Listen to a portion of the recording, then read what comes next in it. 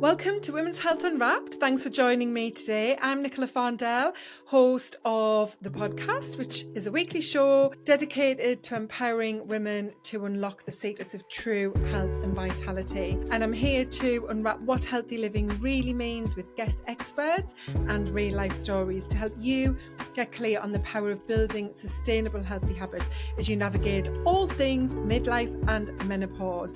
I really want you to understand and embrace what's going to help you to feel strong in this season of life, because I want you to live the longest life but the healthiest life. And today's topic is one that absolutely lends itself to living that long, strong and full life. We're talking about sleep. Yes, the one thing that I know so many of us struggle with and which often becomes a bit of a problem, shall we say, as you navigate perimenopause and menopause. So I'm joined by the lovely Imogen Russell, who is actually an infant sleep expert. Imogen works with mamas and papas. She's their sleep expert in residence, and she's also working with organisations to help their teams sleep better, to perform better, because of course, the way we sleep impacts so much beyond just our mood and energy. As parents to young children, it impacts us throughout our life. And so Imogen's here to talk about how we as midlife women can improve our sleep, why we need good quality sleep. And what I really loved about this conversation is that she gives so many different insights into why we need sleep, but how we can create habits to sleep better. And she really does emphasize the importance of habits and rituals to almost train ourselves as adults in the same way, if you've ever had a baby, that we train them to sleep well. And I loved this kind of transfer of knowledge and process between babies and infants and ourselves as adults, because I think as we grow, many of us throw out literally the baby with the bathwater when it comes to sleep as adults and deprive ourselves of the quality sleep we need. So tune in, stay connected, whether you're on a walk, perhaps you're prepping a meal or you're out driving, and just take from this conversation what you can to help you improve your sleep, because as you'll hear, it's one of the key pillars to health, wellness and longevity. Hi Imogen, welcome to the podcast. It's great to have you here. Hi, thank you for having me. Yeah, it's a pleasure.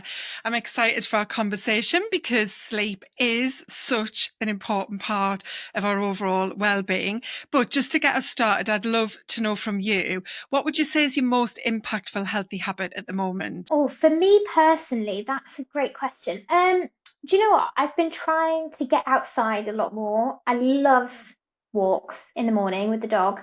So I've been trying to make a bit more effort to do those in lovely green spaces, which I think we're very lucky to have around us. So probably that, I would say. And I spend a lot of time in the garden when I can as well. If I have a chance to make a cup of tea in the day, if I'm working from home, try and enjoy it outside. So I think being outside, getting fresh air, a little bit of light exercise, always a win.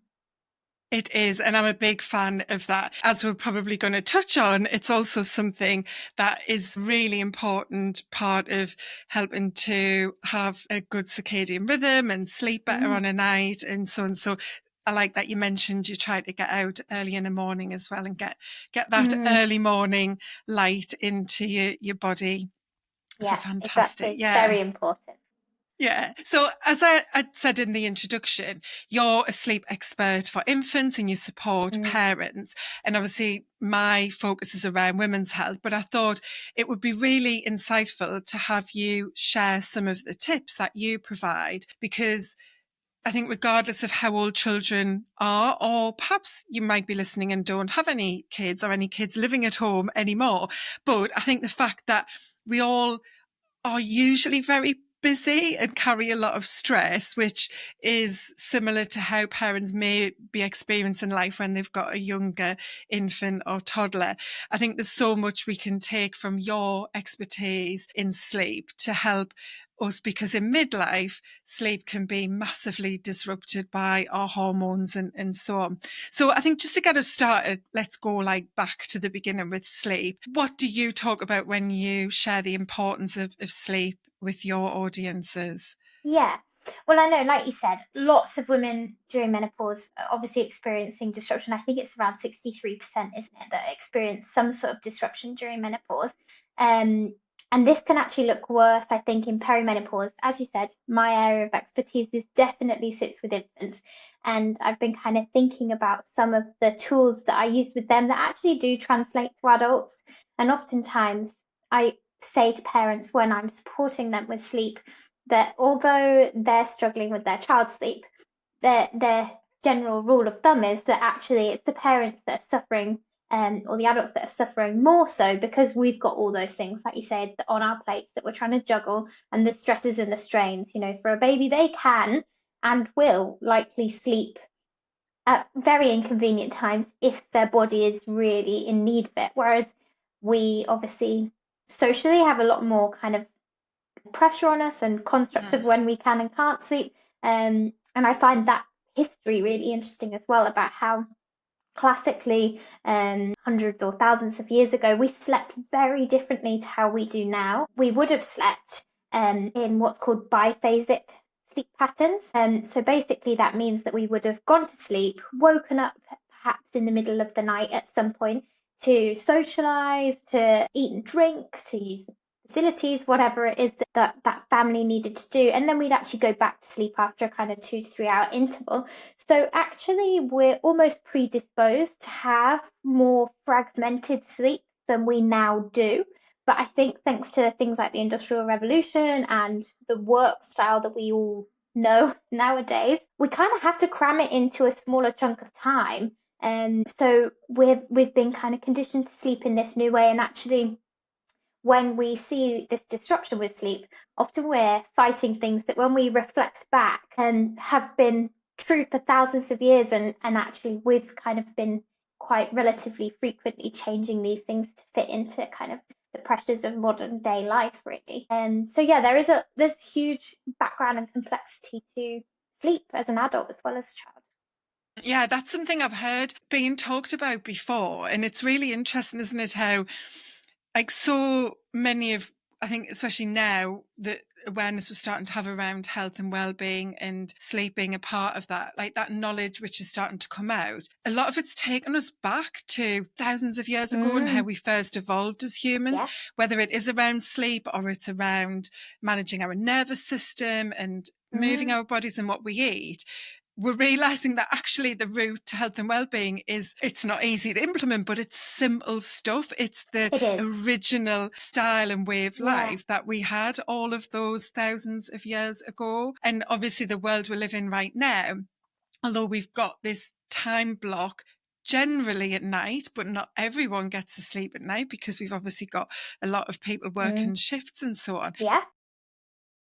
The world is set up, so that was stimulated really late at night or through the night even.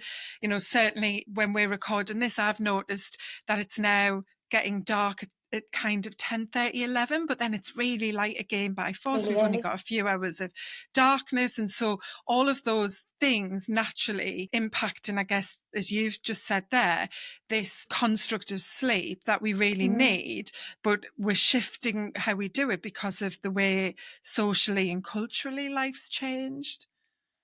I think it's really interesting. Like you said, people can become quite frustrated with such simplified advice. Um, Mm, like you said, it's a lot about behavior and environment and the things we're doing and putting in our bodies and the activity we do during the day. And I think people think there might be a secret key that's if someone's gatekeeping. And yes, that may be true. But I think we underestimate the power of the small things and we kind of ignore the basics. And actually, when we mm. try and work on those really consistently, things can change quite significantly, especially in the context of adult sleep, where so much of our behavior shapes our lifestyle factors. Yeah, absolutely. So I definitely want to come on to that. But I think it would be really interesting to look at sleep for a baby and an infant, Mm, because yeah. I think that's going to lead us to understand why it is so important to sleep.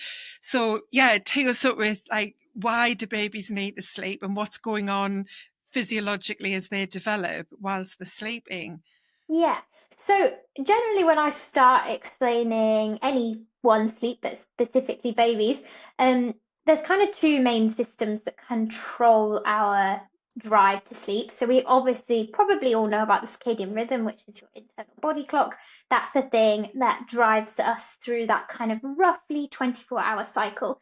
No one's is exactly the same. We all are kind of internally programmed a little bit differently. And this whole circadian rhythm is controlled by something called zeitgebers, and they're just basically elements that inform that system. So that can be things like temperature, social cues, your activity levels, but the most significant one is light. And so, like you said, with the lighter days and evenings now, it's giving our circadian rhythm a shift.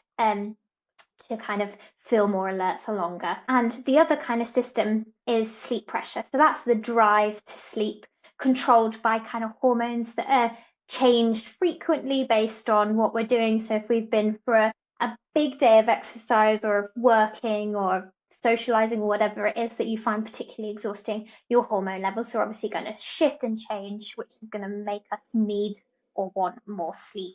And the amazing thing about sleep is that actually your body does micromanage what kind of sleep you're getting when you do fall asleep. So what I often explain to parents is what we want to try and avoid is kind of being undertired or overtired. Usually for adults, we're overtired because what can happen, especially when we're overtired, is we crash into sleep.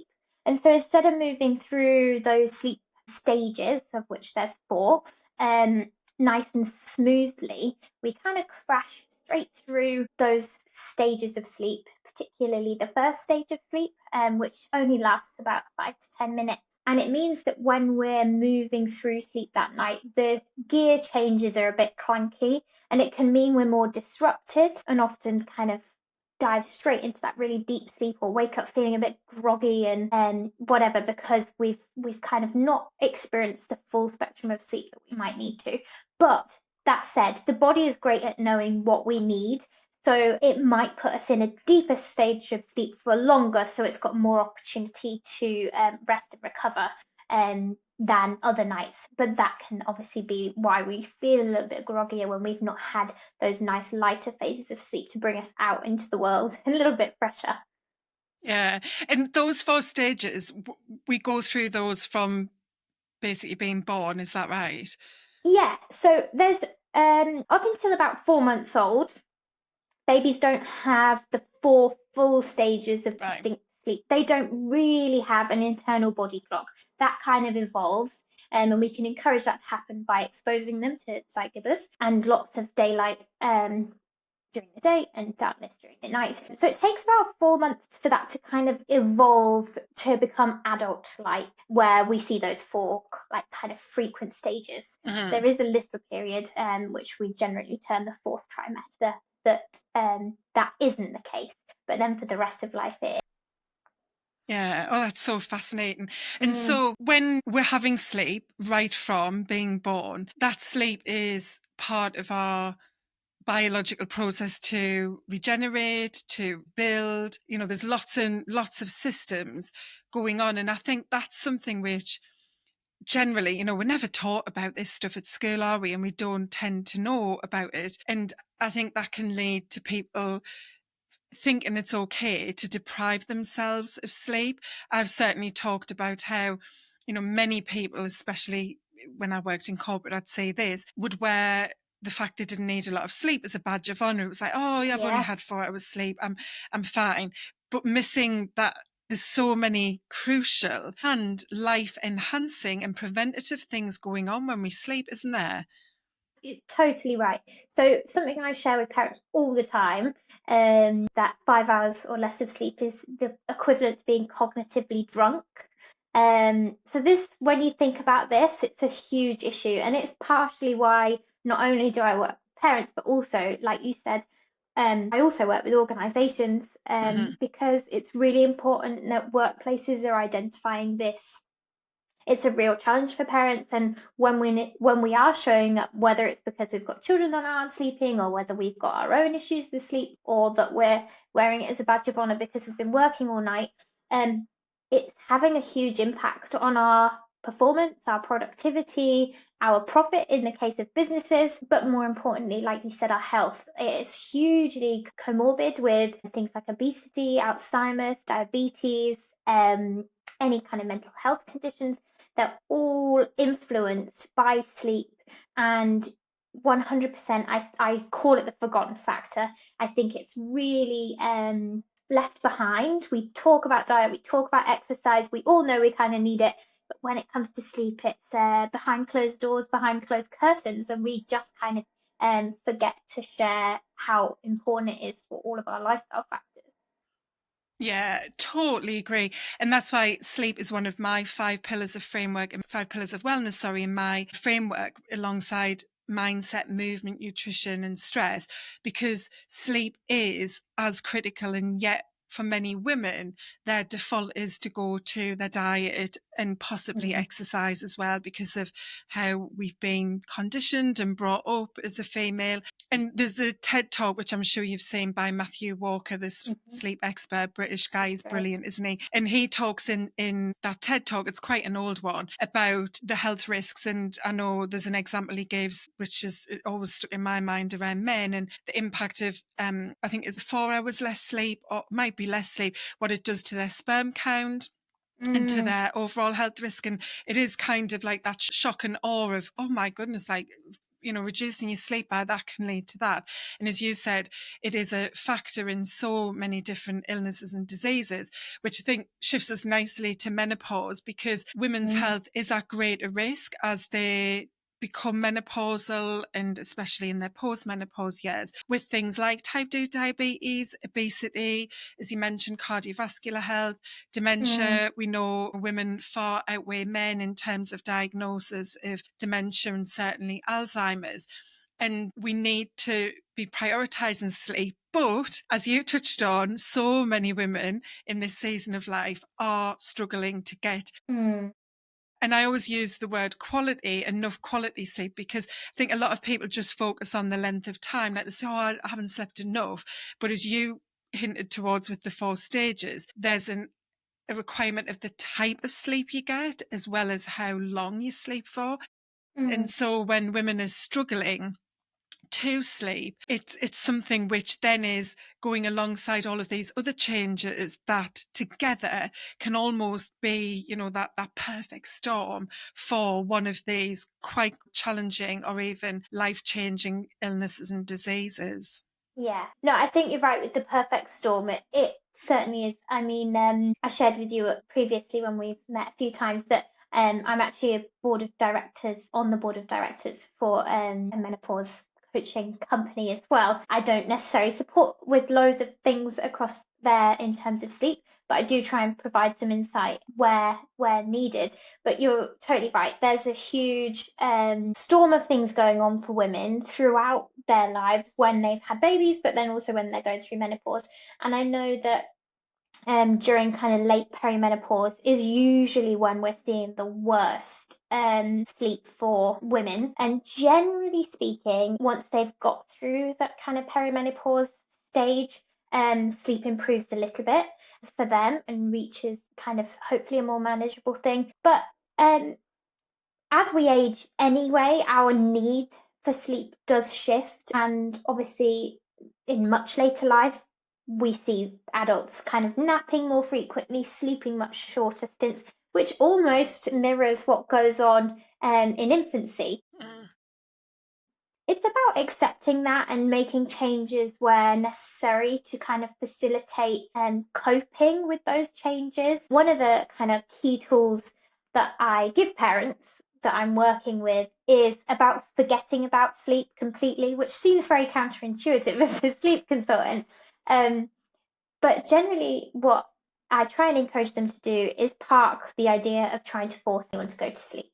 We can't do that. It's physically impossible. The harder you try, the harder it gets. So usually what I try and do is reframe that focus, especially for parents supporting their child to sleep at bedtime, what we want to be looking at is calm, containment, and connection. And actually, those three things work perfectly well for adults as well. So, calm is obviously around facilitating the downregulation of your system. We want to be making you feel kind of more relaxed than you have been for the rest of the day, lower those cortisol levels, etc.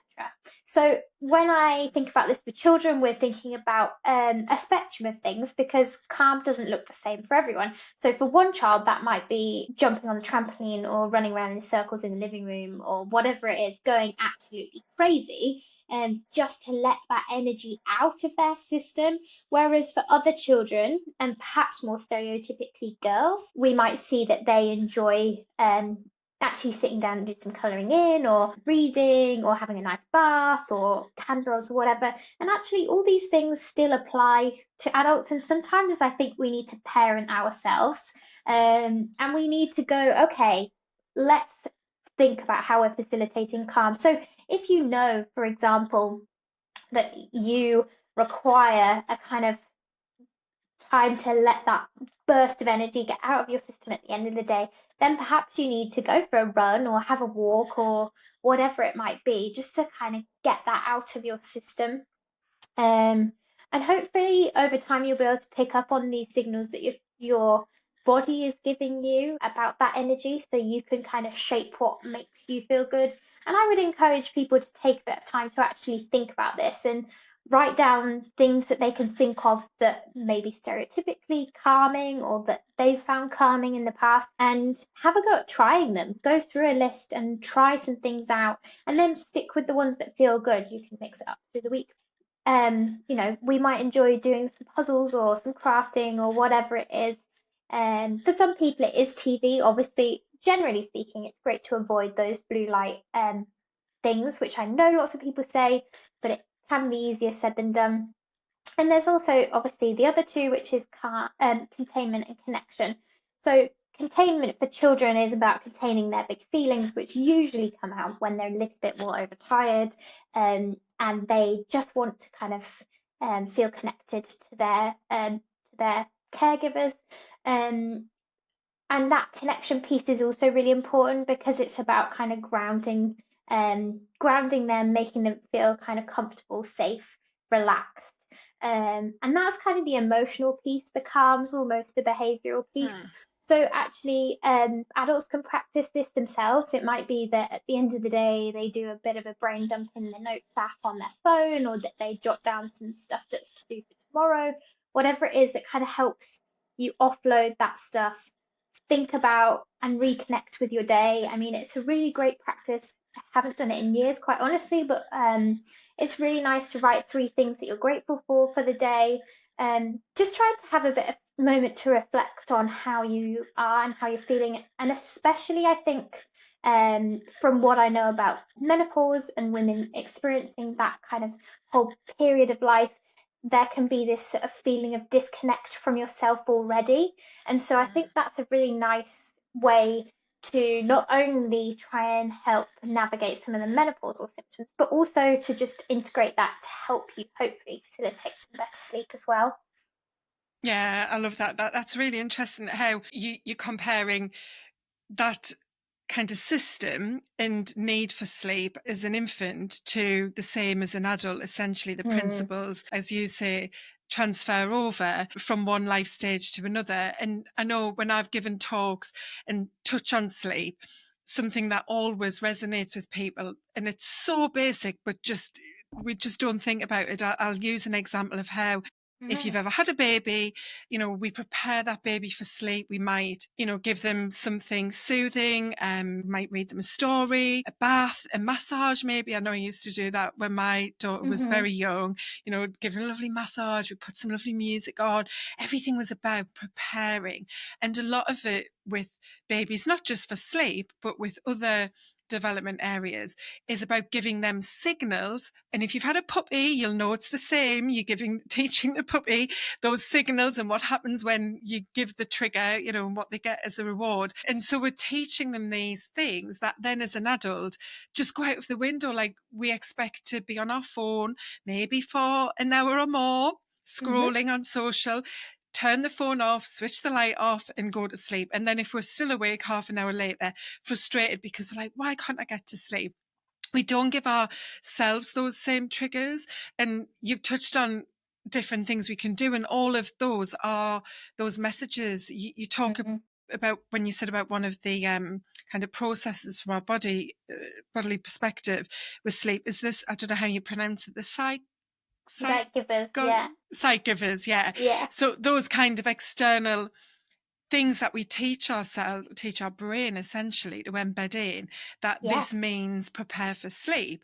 And yet we lose those, which maybe we can get away with, although we don't want to say anyone should get away with lack of sleep, in our 20s and 30s possibly. But then as we age and life is challenging for menopause or other reasons, like we really need to strip it back to basics almost, don't we? Yeah, for sure. And I think it is a case of having some discipline, which I know from experience is a lot harder when you're tired. It's so easy to scroll your phone. It's too easy. But to discipline or parent yourself to put it down is a lot harder. And I think a lot of that is about the behaviors you set up. And I'll go through some tools that I use with children that also could be helpful with with grown-ups as well. But I think it's really interesting what you said there about what we cue up sleep with. So for our associations to sleep, and some of the things that I often encourage parents to do is have like a signature scent. It's a really easy thing to do, and actually for us, it's really enjoyable. It might be a candle, it might be that you make some homemade sleep spray with just some lavender in a bottle with some kind of water and some essential oil perhaps, or you can buy them from various places. And actually, it's just a lovely ritual if you can just spend, and it takes no time. You can have it sat next to your bed. So a signature scent that kind of starts teeing you up for bedtime. You might get in from work and just light the candle, or, when you go and sit in the living room, spray that spritz around the room or whatever.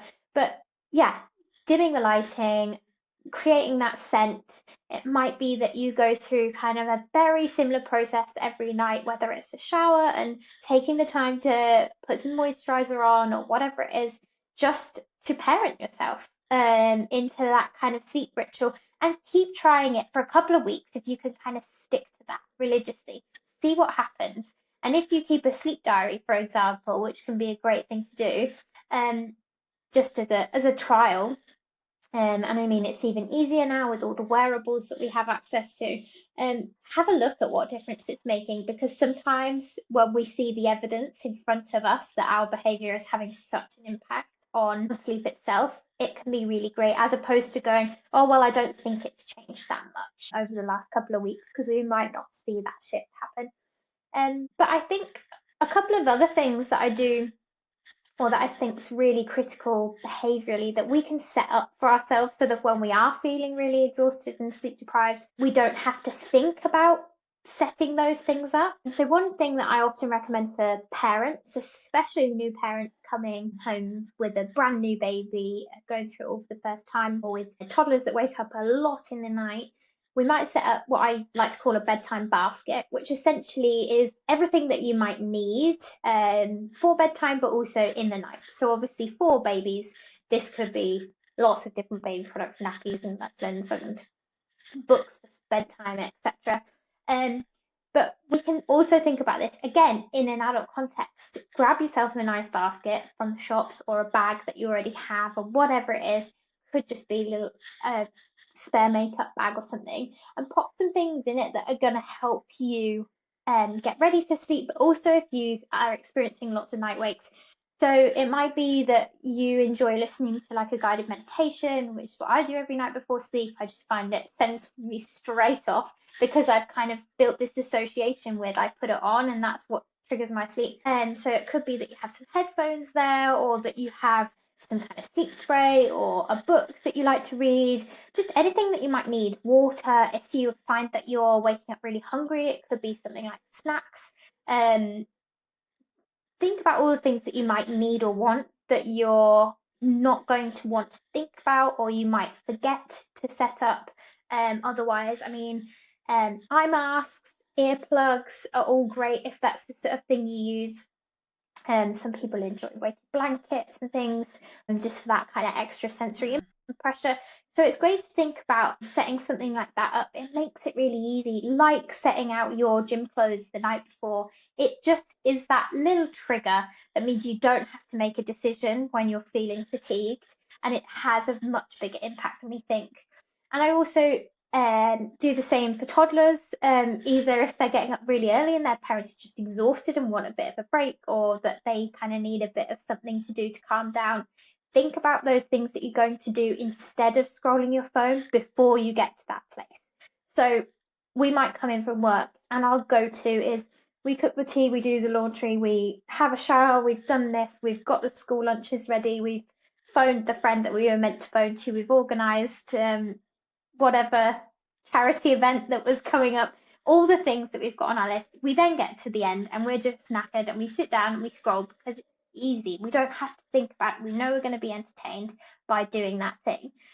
So in the same way that you can have a bedtime basket, perhaps have like a calm down activity list or something set up. And it takes 2 minutes. You know, you might grab a jigsaw off the shelf or out of the cupboard to have a go at that evening, or a puzzle book or some colouring in, or whatever it is that is your thing, that you're going to find calming. It could be a book or a walk. Set your trainers out ready to go with, coat next to the door, so that you're not having to think about it. And the great thing is now with AI, we can feed this stuff into AI and say, look, I have a real bad habit of sitting down and scrolling my phone.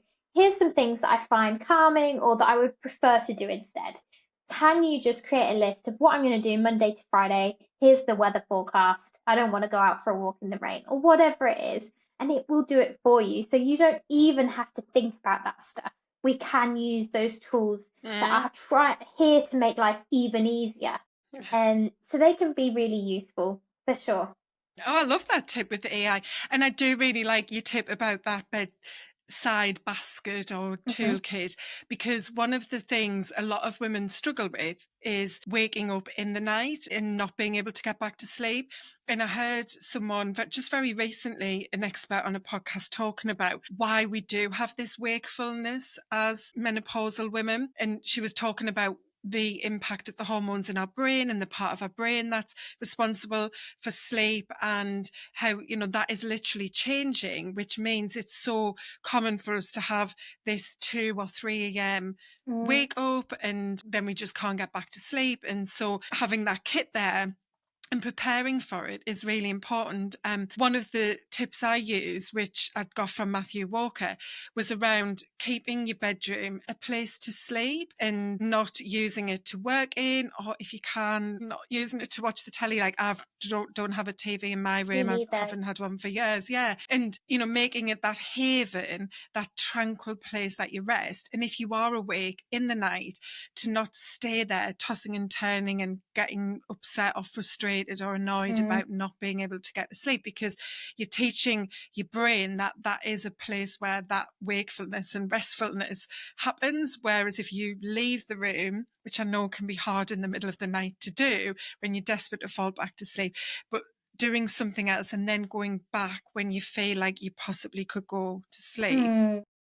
So I think that that is something that could really help. So I just want to switch a little bit to some of the other things we can do aside to that evening preparation, that routine and lifestyle part, and creating those rituals, which I really do love and think that is something which can benefit us as women in lots of ways. It's self-care in so many It's ways. Some easy to people think, neglect. yeah, like I love skincare. I've always really enjoyed taking care of my skin and like products and things as well. But I talk to women who just say, oh, I don't have time to cleanse and tone and moisturize. I say, well, you don't have to do all of that, but it is very therapeutic on an evening, and also very respectful to yourself when you've touched your face goodness knows how many times in the day. You've got all of those other toxins and pollutants in the air, and to get into bed with a clean face is much more than the vanity piece of it, isn't it? So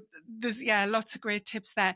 But I just want to switch to the morning, because we touched on the power of outdoor light as early as possible. And again, when I give my talks, I talk, or actually I've been asked this question on other podcasts of what would you say is the most impactful thing to do to sleep better? And people are always surprised because I don't talk about that bedtime routine. I talk about how you start your day. And there's one in particular I've got in mind where she was really shocked. She's like, oh, I wasn't expecting that. And we got into this whole conversation about it because we just overlook, as you said, all of those factors throughout our day, which are all building up within our system to help us sleep and sleep the way we need to at night. Yeah. So yeah, just to touch on that a little bit before I ask you to give us some steps in the wrap up. I will come straight onto that. There was just two really interesting things that you mentioned that I thought I would share. So again, as we were saying, preparing for the evening, preparing for bed. Also, you can prepare for those wake ups. So know that if you know they're going to happen, what are you going to do when you get up? Try not to go scroll the phone, put the TV on. What is the alternative? However, if you're finding this wake is happening like totally habitually, always at the same time, what we can see is this kind of circadian pattern where it becomes a repetitive habit. And what I do with babies when this happens is we generally try and set an alarm for 10 to 15 minutes before this wake happens. And what you can do is kind of trick your body out of that over a couple of days. So it might be that it's waking you earlier, but if you're typically waking anyway, it might not be a bad thing because your sleep pressure might be just that bit higher that you'd be able to drift back off to sleep, and actually you'll get out of that habit cycle a bit, kind of keeping waking you up. So it's a good thing to test out. Keep it going for a couple of weeks. It feels really painful, but actually it can really shift things along. And the same is true actually for early mornings. So often we see with babies and with menopausal women, perhaps, those really early wakings. The first thing I would always think about addressing is the environment. More often than not, people have perhaps something going on in their environment, whether it's the temperature, which should be between 16 and 20 degrees. Make sure you've got some good blackout blinds. This really matters. It does have a big impact, especially in the summer months. If you're finding you're waking really early and you just crack your eyes open a little bit and the room's light, more often than not, you're just going to kind of get up and get on with the day. Whereas if we can kind of try and keep it dark, that's really powerful. But these early wakes can become this kind of circadian adjusted time for waking. And what can happen is, again, this becomes a habit. So this practice of kind of setting the alarm 10 minutes earlier can help to break that alignment that's happened that's kind of a bit disruptive. But as you said, getting daylight when you are up as the first and foremost thing you do is really, really useful. I know generally when it's like bright sunshine, like 5 to 10 minutes is all it takes just to kind of reset your system. If it's a bit cloudier, try and stretch it to 20-25 minutes just to let that light kind of alert your system. One of the other things I often talk a lot about is coffee. It's always our first thing to reach for. I actually have one sat on the side right here. And it's really easy to go straight for coffee in the morning. You feel groggy, you feel tired, especially if you've had a disrupted night. It's very easy to reach for it as soon as we crack our eyes open and walk through to the kitchen. What I try and encourage people to do is wait at least 2 hours. The reason for this is what happens when we wake up is our cortisol has risen, which kind of begins to alert us and gets our body awake for the day. This is a good thing. It's not necessarily bad. We also have another neurotransmitter called adenosine. And what happens is this builds throughout the day. It takes a couple of hours for this to kick in. And so what happens is if you've got your baseline adenosine levels and you take a coffee, you're going to see a spike in that, but then it's going to crash to baseline, which for you was when you opened your eyes, which means you're going to feel really groggy when you have that caffeine crash, and you're going to reach for more caffeine, more sugar, more fatty foods, which are all over the day going to have that impact on your sleep that evening. So if you can, try and postpone it. Instead, swap it for light, swap it for water, have a cup of tea, whatever it is, and try and avoid that caffeine hit too soon. I promise you the caffeine hit will feel far better if you've just waited, have the little bump, and then go down to the baseline before you had the coffee.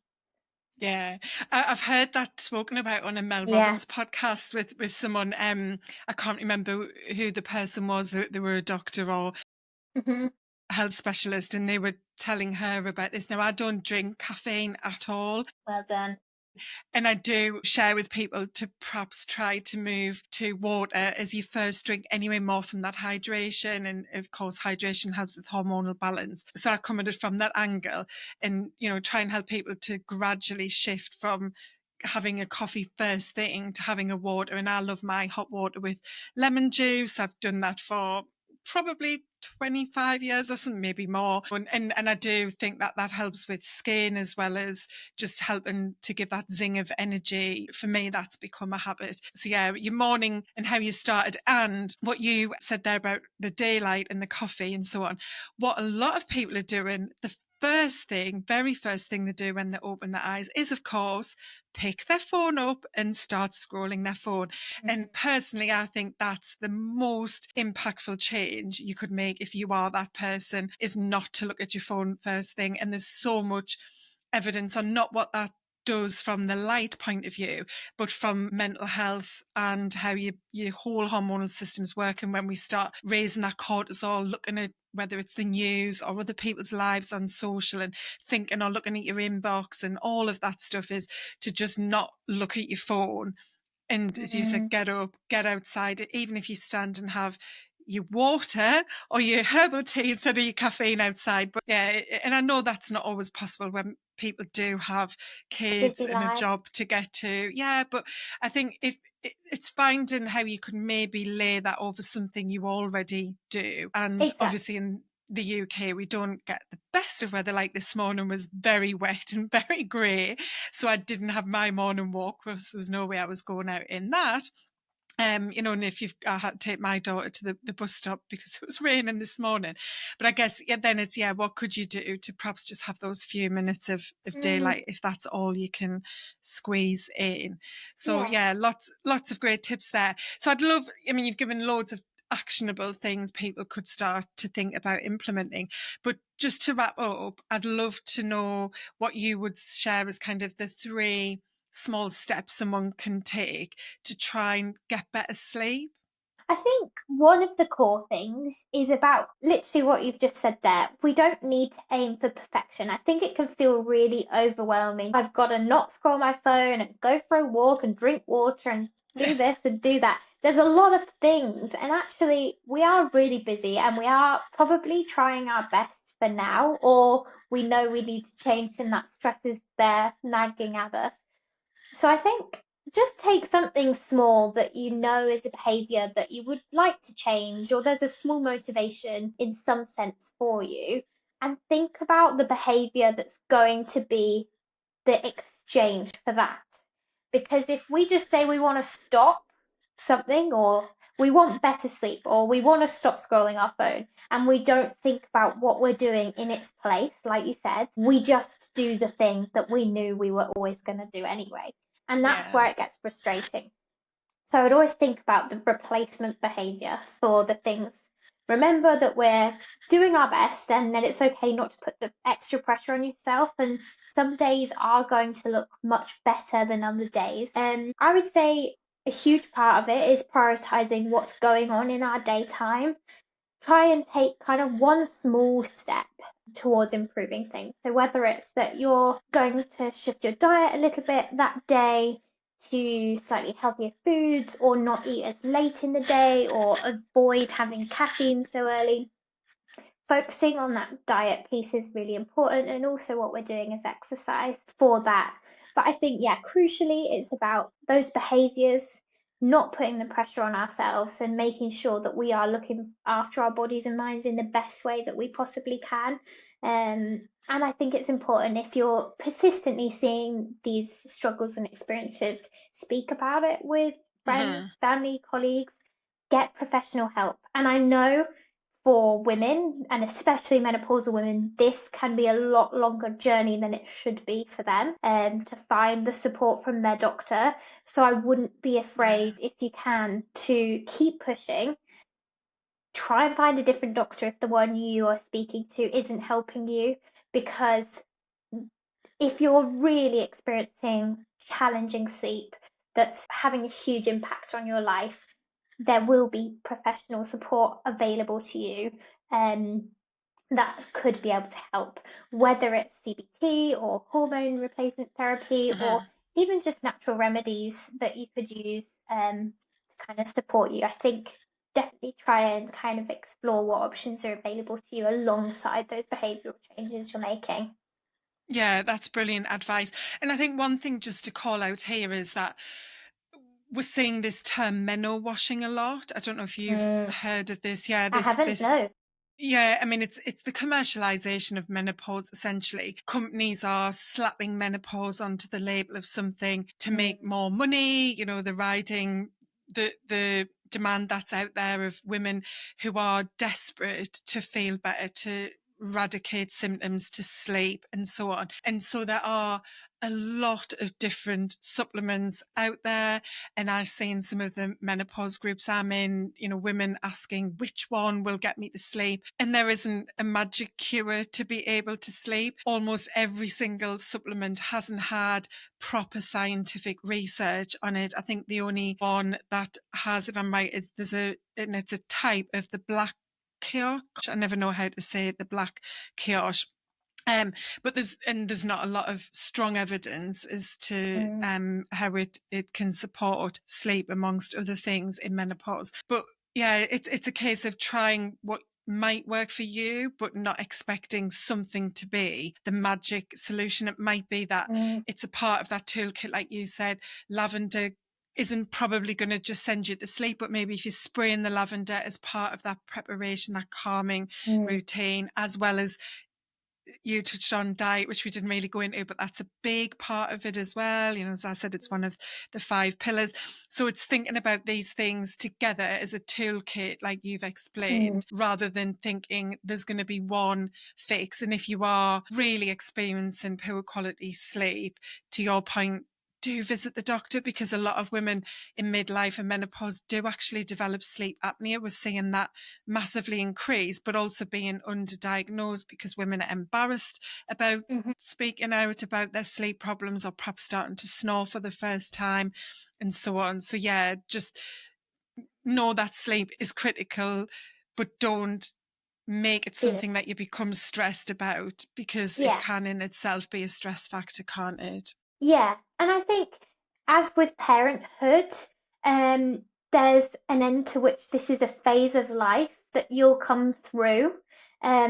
This disruption and change in sleep is normal and Mhm. expected, and you don't have to suffer through it, is the point. But it is a phase that hopefully you will come out the other end of as well. Okay, great, great advice. So if anyone would like to connect with you, Imogen, I'll pop everything into the notes, but just let people know where the best place is to find out more about what you do. And as you touched on, you support organisations and their teams. So maybe this might be something someone's interested in for their workplace. Yeah, absolutely. Yeah, so as you mentioned, I support families and organisations. I'm Mamas and Papa's former sleep expert, and so I'm available on all the kind of social channels at the Little Sleep Company or Imogen Russell. And currently, at the moment, we're developing an app to help parents with their sleep. And we've created a kind of better sleep circle WhatsApp group. So if people wanted to get involved in that specifically, and I can share the link, which I'm sure you can drop alongside this podcast when it goes live. Yeah, fantastic. That sounds really interesting. Could be of help, I'm sure. So Yeah. thank you so much for sharing your time and expertise and lots of tips. And yeah, just challenge you listening to think about perhaps just that one small thing, as Imogen said, because I'm all about those small steps for change that Mhm. lasts. That's what we want to do, isn't it? That you can take on board, because yeah, I've definitely shared lots there. And I love that idea of a nice little bedside basket. I Mhm. think that could be something really valuable, but just quite nice to do for yourself as well. So thank you. Exactly. No problem. Thank you for having me on. You're welcome.